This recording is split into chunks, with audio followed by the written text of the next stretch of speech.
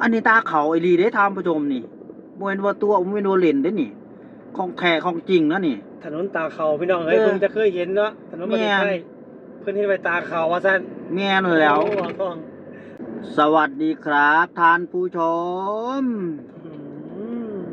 ตอนนี้ก็มาฮอดทางเข้าหมู่บ้านแล้วท่านผู้ชมเอ้ยอยู่จังหวัด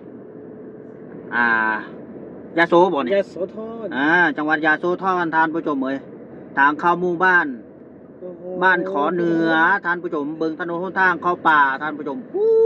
ย ทางเข้าหมู่บ้านประเทศไทยในพื้นที่จังหวัดยโสธรพี่น้องเอ้ยนะเพิ่นบอกว่าเป็นทางหลวงชนบทได้บ่ท้องว่าซั่นทางชนบท นี่บ่ทางชนบท ขนาดนี้แล้วบ่พี่น้องเอ้ย ลาดยางอย่างดี มีเส้นจราจร โอ้โหทานผู้ชมเอ้ย โพดโพบ่ท้อง โพดโพกระเดียกระดอกเอาแท้เอาว่าได้ เดี๋ยวเราไปเบิ่งดูนะเป็นทางเข้าบ้านอีหลีบ่ ทางเข้าบ้านอีหยังเขาว่ามีแต่ป่าเว้ยเฮ้ยหรือว่าเป็นทางเข้าไปหาหน่อไม้วะนี่บ่ได้บ่ไม้ประเทศไทยเพิ่นสร้างถนนทางเข้าไปหาหน่อไม้แบบนี้เลยบ่ก็ยังว่าอยู่โอ้ยพุ่นน่ะป้า ถูกทานผู้ชมเอ้ย ต่อกันพี่น้องครับ เชื่อมต่อลาดยางอย่างดี ไปบ้านแจ้งน้อยทางนี้ไปได้เด้นี่ยโสธรเป็นจังได๋เป็นจังได๋ สุดยอดว่าเรื่องถนนหนทางของประเทศไทย อีกแล้ว นั่งทางเข้าหมู่บ้านหรือว่าทางไปให้ไปหน้าทานผู้ชมเอ๋ยลาดยางอย่างดีโอ้โหบ้านข้อเหนือไอ้รอบนี้ก็จะเป็นรอบสองนะท่านผู้ชมเพราะว่าเอามาแก้เวียกแก้งานนะท่านผู้ชม สุดยอดใหญ่เอ้ยบ้านคอใต้ บ้านข้อเหนือบ้านข้อใต้ท่านผู้ชมโอ้โหรถกับบังเดี๋ยวนี่อันนี้ก็จะเป็นชุมชนท่านผู้ชมเลยเป็นหมู่บ้านแล้ว ออนซอนนะฮะทางเข้าหมู่บ้านประเทศไทยพี่น้องเอ๋ย ท่านผู้ชมหาเบิ่งได้ยากเด้อถนนหนทางแบบนี้ทางเข้าหมู่บ้านท่านผู้ชมเอ้ยถ้ามันดีซะเหลือเกินงามหลายท่านผู้ชมบรรยากาศก็ดีหนาวเย็นว้อยท่านผู้ชมถูกนี่อันนี้คือวิถีชีวิตของชุมชนท่านผู้ชมเอ้ยของหมู่บ้านโอ้นะท่านผู้ชมเอ้ยหมู่บ้านบ้านเรือนของชุมชนโอ้โหถนนหนทางดีขนาดท่านผู้ชมเอ้ยโอ้นะโทนี่เบิ้งนี่บ้านไม้ท่านผู้ชมมาหาเบิ่งยากเด้อประเทศไทยแต่ว่าอยู่ต่างจังหวัดก็ยังมีให้เห็นแต่ว่าน้อยมากท่านผู้ชมเอ้ยโอ้โหน้อยมาก นี่ท่านผู้ชมโอ้โหเห็นบ้านใหม่จังที่คิดฮอดบ้านในท่านผู้ชมมาอยู่ยานนี้ก็เหมือนกับอยู่บ้านเด้เหมือนกับอยู่ลาวอยู่ประเทศลาวเห็นบ้านเอื้อนบ้านซองขนาดนี้นะท่านผู้ชมแต่ว่าบอลถนนเนี่ยโอ้โหอันนี้ก็จะพาดไปทุ่งนานี่ท่านผู้ชมเอ้ย พี่น้องเอ้ยถนนประเทศไทยเบิ่งเอาท่านผู้ชมสองข้างทางจะเป็นทุ่งนานะท่านผู้ชมป๊าดโถลาดยางอย่างดีมาตอนนั้นนะท่านผู้ชมมาตอนนั้นก็เจ้ายังบ่ทันได้เป็นยังไงบ่ทันได้ลาดยางนะบ้านกล้วยบ้านกล้วยท่านผู้ชมโอ้โหปุ้ยเขาก็งามท่านผู้ชมมารีวิวมาอัปเดตให้ท่านผู้ชมเบิ่งนำกันท่านผู้ชมเพราะว่าโดนเติบอันนี้ก็จะเป็นรอบสองมาแก้เวียกแก้งานคือเก่าท่านผู้ชมเอ้ยเพราะว่านาเวียกนางานเฮาอยู่แถวยะโสแถวร้อยเอ็ดแถวนี่เต็มไปเบิดเลยท่านผู้ชมโอ้โหตัวอีแล้วก็สะออนหน้าสะออนเขาจะเบิ่งนี่โอ้ยถนนท่านผู้ชมเบิ่งถนนบ่ซ่องเลย เขาก็งามบรรยากาศก็ดีท่านผู้ชมจำเข้ากันคักอีหลีอยู่ต่างจังหวัดโอ้ยเนาะถูกอ่อนซ่อนดิอ่อนซ่อนหลายผู้น่ะทุ่งหน้าพวนโอ้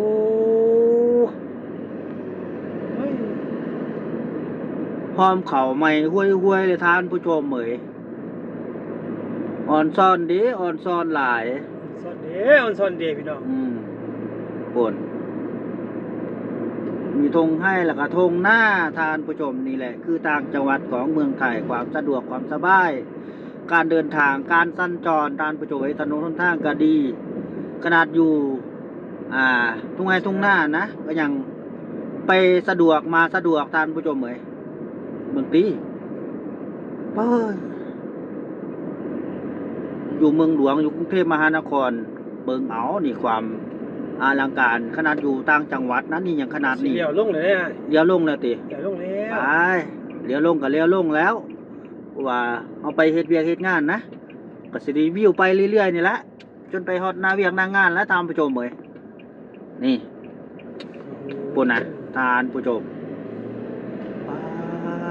โถนี่อันนี้ทางเข้าหมู่บ้านนะตามผู้ชมเบิ่งนี่มีซอกมีแซกมีซอย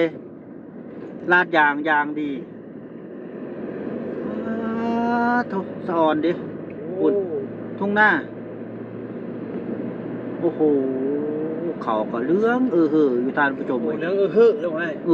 จะบ่อยากแท้ เรื่องดูแล้วเอามาตอนนั้นเขาเจ้ากำลังวานกะ เกี่ยวแล้วไง ตอนนี้ นี่ตาเขา โอ้ที่ถนนตาเขา มันเอาไปทางไหนถนนตาเขา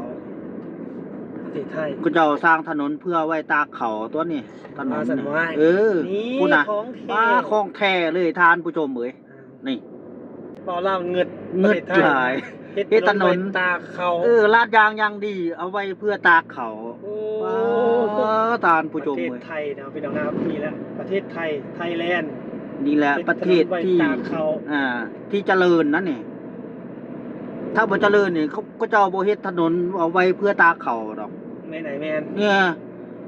อันนี้แหละของแท้ของจริง นี่ อยากให้ไอ้บอยเหม็นน่ะ ว่าสั้น มาเบิ้งนี้นี่ถนน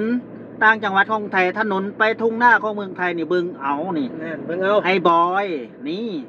อย่าอวดหลายอย่าโชว์หลายอันถนนบ้านเจ้านะนี่เบิ้งประเทศไทยนี่ถนนไปหน้าเขายังขนาดนี้เบิ้งเอาก็เจ้าลาดยางกลางทุ่งหน้า เพื่อจะเอาเขามาตากแดดให้มันแห้ง โอ้โห นี่เบิ้งเอานี่ไอเมนบอย มีวัว นี่มีงัวพร้อมได้นี่ทานผู้ชมปลาถุงงัวกระตุกบักย้ายทานผู้ชมโอ้โหตาเขายังบ่พอเด้เอางัวมาย่างอีก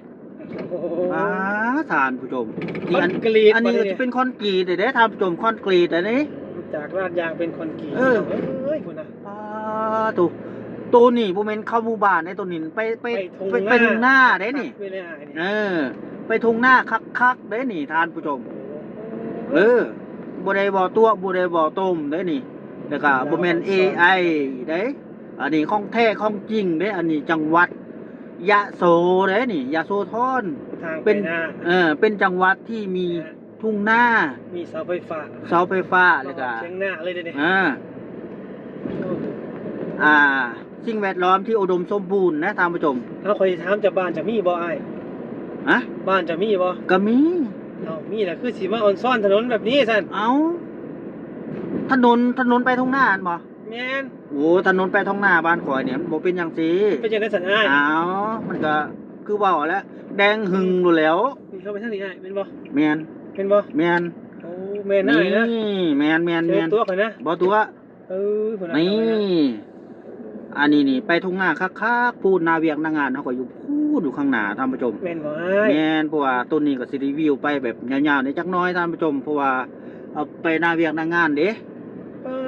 จากถนนคอนกรีตเข้ามาทุ่งหน้าก็เป็นราดยางอีกแล้วอันนี้เขาไปทุ่งหน้าอีหลีได้นี่ท่านผู้ชมเอ้ยเพราะว่าด้านซ้ายมือก็จะเป็นแม่น้